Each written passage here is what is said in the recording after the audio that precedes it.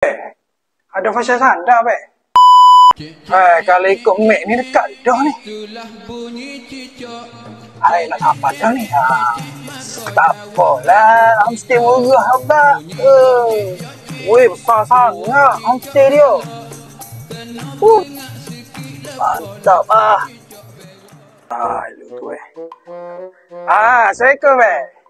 Kita sapa dah ni, Bek. Habis duduk mana? Bere. Duduk kat muka pintu dah. Tak apa, kita pergi muka pintu dah. Bere.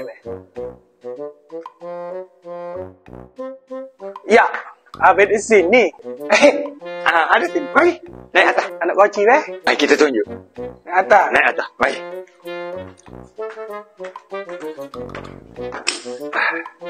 Bek, bilik mana so, Bek? Hak 200 ni 200 Oh, ni 200. Ni 200. Ni 200 Tapi, kalau lebih pada semalam ni, kita rugi dah 230. Tengok ni, Bek. Nak ambil ni? Kita tengok dulu tak dah. Tengok dulu. Jalan dah. Okey. Assalamualaikum warahmatullahi wabarakatuh.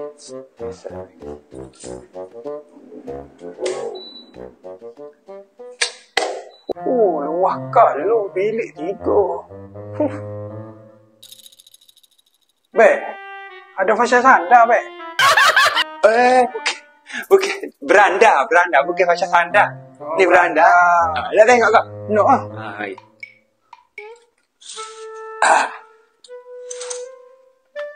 Inilah pemandangan daripada atas. Tengok ke bawah. Comel view dia, Bek. Luah kalau beranda ni. Gini lah, Bek. Biasa. Ni bilik sebelah. Betul, Bek. Tu bilik sebelah, Bek. Tu bilik sebelah. Duduk seminggu tu. Biasa sini ni. Kalau awak nak tahu tak, pada waktu malam, nak gorek gitu tak, awak boleh nampak. Nampak apa, Bek? Nampak awal. Nampaklah cuaca nak. Hari nak gelap dah. Hari nak cerah gitu lah. Bukan kata boleh tengok matahari dah. Matahari akan naik. Bulan akan jatuh. Gitu lah. Nampaklah bulan nak naik. Gapa tu nampak. Bere.